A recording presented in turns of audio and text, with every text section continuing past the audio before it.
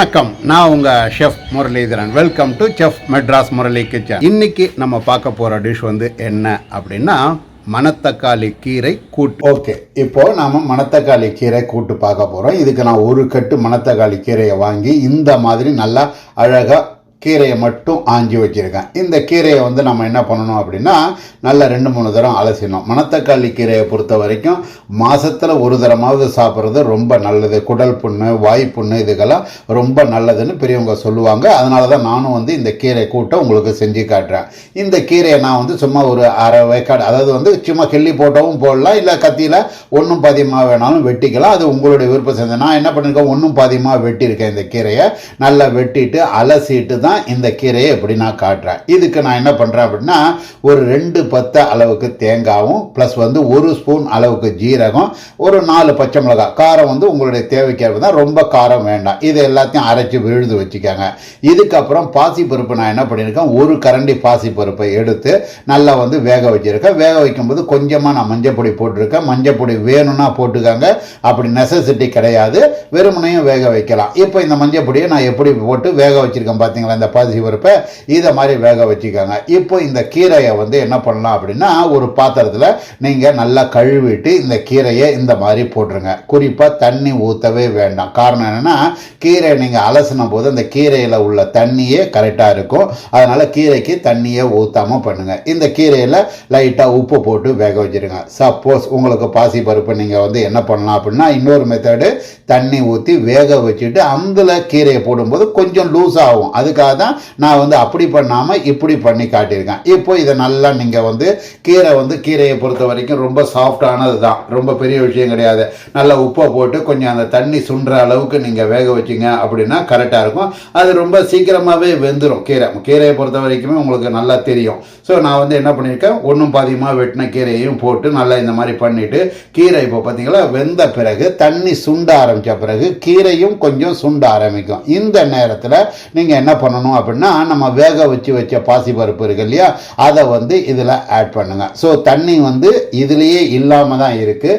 நாம் பாசி பருப்பில் ரொம்ப தண்ணி ஊற்றிட்டோம் அப்படின்னா அதனால் லூஸாக போயிடும். அதனால் நான் பாசி பருப்பும் கொஞ்சம் திக்காக தான் ஆட் பண்ணியிருக்கேன். அதனால் நீங்களும் இதை மாதிரியே பண்ணுங்கள். ஒரு சில பேருக்கு கீரை கூட்டு லூஸாக போகுது அப்படின்னா காரணம் என்ன அப்படின்னா அந்த கீரையை அலசும் போது உள்ள தண்ணியை பார்க்காம இவங்க அப்படியே ஆட் பண்ணுவாங்க.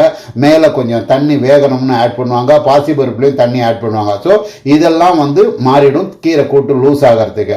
இப்போ நான் என்ன பண்றேன், பருப்பு போட்டு நல்லா மிக்ஸ் பண்ண பிறகு அரைச்சி வச்ச தேங்காய் விழுதையும் இதில் சேர்த்துடுறேன். ஸோ குறிப்பாக தேங்காய் விழுது சேர்த்து கொஞ்சம் நல்லா கொதிக்கணும். ஏன்னா கீரை கூட்டு அப்படின்னும் போது கொஞ்சம் தேங்காய் சட்டுன்னு போட்டாச்சு அப்படின்னா ஊசிடும். அதனால தேங்காவை போட்டு கீரை கூட்டு கொஞ்சம் நல்லா கொதிச்ச பிறகுதான் நீங்கள் அடுப்பில் தாளிப்பு தனியாக போடணும். இதுக்கு ஒரு சில பேர் என்ன பண்ணுவாங்க அப்படின்னா நல்லெண்ணெய் ஊற்றுவாங்க. அது அவங்களுடைய விருப்பம். நான் என்ன பண்ணியிருக்கேன், தேங்காய் எண்ணெயில் தாளிப்பு போடுவேன். ஸோ தேங்காய் எண்ணெய் ஒரு 3 ஸ்பூன் அளவுக்கு தேங்காய் எண்ணெய், கடுகு, காஞ்ச மிளகா, உளுத்தம்பருப்பு போட்டிங்க அப்படின்னா சூப்பராக கூட்டு ரெடி ஆகிடும். இப்போ பார்த்தீங்களா கூட்டு நல்லா வெந்துருச்சு. அதே சமயம் நல்லா தேங்காய் போட்டு தளன்னு கொதிக்குது. இப்போ நான் சொன்ன மாதிரி ஒரு 2 ஸ்பூன் அளவுக்கு தேங்காய் எண்ணெய், இந்த தேங்காய் எண்ணெய் நல்லா சூடானதும் ஒரு 2 காஞ்ச மிளகாவை கிள்ளி போட்டு அதில் கடுகு ஒரு ஸ்பூன், நான் சின்ன ஸ்பூனால் 1 ஸ்பூன் போட்டிருக்கேன். பெரிய டேபிள் ஸ்பூனாக இருந்தால் ஒரு அரை ஸ்பூன் அளவுக்கு கடுகு போட்டுக்கோங்க. கடுகு போட்டு நல்ல கடுகு வெளிச்சதும் உளுத்தம்பருப்பு ஒரு அரை ஸ்பூன் அளவுக்கு உளுத்தம்பருப்பு, இதையும் தாளிப்பு போட்டிங்க அப்படின்னா சூப்பரான மணத்தக்காளி கீரை கூட்டு ரெடி ஆகிடும். இந்த மணத்தக்காளி கீரை கூட்டு மாதத்தில் ஒரு முறை சாப்பிட்றது உடம்புக்கு ரொம்ப நல்லது. ஸோ இதில் நல்லெண்ணெய் தாளிச்சும் பண்ணலாம்ங்கிறத ஏற்கனவே நான் சொல்லியிருக்கேன். உங்கள் வீட்லேயும் இந்த கீரை கூட்டை நீங்கள் செஞ்சு பாருங்கள். ஏன்னா கீரை பொதுவாகவே எல்லாருமே என்ன சொல்கிறாங்க அப்படின்னா மாதத்தில் ஒரு முறை அல்லது வாரத்தில் ஒரு முறை கீரை எடுத்துக்கிறது நல்லது. ஒவ்வொரு விதமான கீரை நமக்கு தெரியும். அகத்திக்கீரை இருக்குது, அரைக்கீரை இருக்குது, சிறுகீரை இருக்குது, முளைக்கீரை இருக்குது, மணத்தக்காளி கீரை இருக்குது, இப்படி பல வகையான கீரை இருக்குது. ஸோ இதில் நான் கீரையை உங்களுக்கு மணத்தக்காளி கீரை கூட்டு எப்படி செய்யறது அப்படின்னு சொல்லி செஞ்சு காட்டியிருக்கேன்.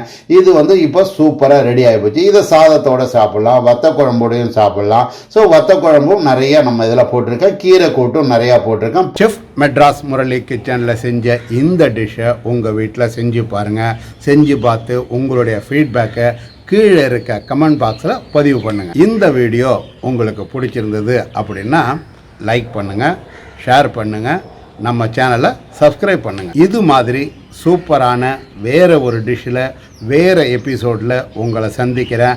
அதுவரை உங்களிடமிருந்து விடைபெறுவது உங்கள் ஷெஃப் முரளிதரன். நன்றி, வணக்கம்.